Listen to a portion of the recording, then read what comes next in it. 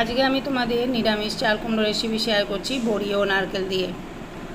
রেসিপিটা দেখতে থাকো, আশা করি ভালো লাগবে। প্রথমে বলে নিই, আমি চাল কুমড়োটাকে সিদ্ধ করে নিয়েছি সামান্য নুন দিয়ে, আর কয়েকটা বড়ি ভেজে রেখেছি, সেটা আমি ভিডিওতে দেখাইনি। এরপর কড়াইতে সর্ষে তেল গরম করতে দিয়ে কালো জিরে শুকনো লঙ্কা ফোড়ন দিয়ে আমি সিদ্ধ করা চাল কুমড়োটাকে সামান্য নুন দিয়ে ভেজে নেব। চাল কুমড়োটাকে ভালো করে ভেজে নিতে হবে, যতক্ষণ না চাল কুমড়ো থেকে জল না শুকোবে ততক্ষণ অবধি চাল কুমড়োটাকে এইভাবে ঢাকা চাপা দিয়ে ভেজে নিতে হবে।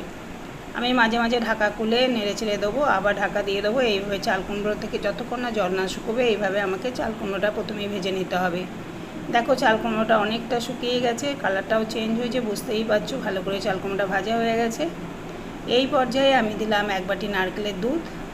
নারকেলের দুধটা চাল কুমড়োর সাথে ভালো করে মিশিয়ে নেওয়ার পর আমি দেবো ভেজে রাখা বড়িটাও হাত দিয়ে ভেঙে দিয়ে দিতে হবে।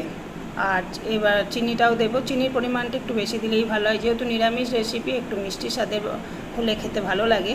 আর নারকেল চাল কুমড়ো রেসিপি একটু মিষ্টি স্বাদেরই হয়, সেই জন্য চিনির পরিমাণটা তোমরা বুঝে দিও। আমি এখানে 1.5 চামচ চিনি দিয়েছি। সব কিছু নাড়াচাড়া করে নেওয়ার পর আমি নারকেল কোড়াটাও দিয়ে দেবো। এই রেসিপিটা ভাত, রুটি, পরোটার সাথে ভালোই লাগবে। আর এটা সম্পূর্ণ নিরামিষ, আর এতে কোনো মশলা নেই। দেখো রেসিপিটা পুরো দেখলে বুঝতেই পারবে আমি বিনা মশলায় রান্নাটা করছি।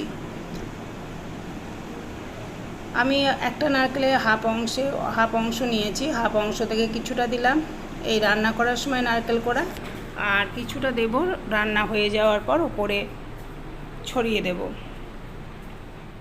দেখো সব কিছু মিশিয়ে নেওয়ার পর আমি আবারও কিছুক্ষণ ঢেকে দেবো, আর সবশেষে 1 চামচ গাওয়া ঘি দিয়ে নামিয়ে নেব।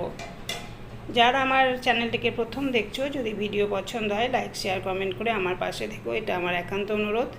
আর যারা অলরেডি পাশে রয়েছো তাদেরকে অসংখ্য ধন্যবাদ আমার পাশে থাকার জন্য। খুব সহজ রেসিপি, খুব কম সময়ের মধ্যে হয়ে যায়। তোমরা বাড়িতে এইভাবে চেষ্টা করো, আর কমেন্টে জানিও যে আমার বড়ি দিয়ে নারকেল চাল কুমড়ো রেসিপিটা কেমন হয়েছে। পুরো ভিডিওটা দেখার জন্য অসংখ্য ধন্যবাদ। এইভাবে আমার পাশে থেকো।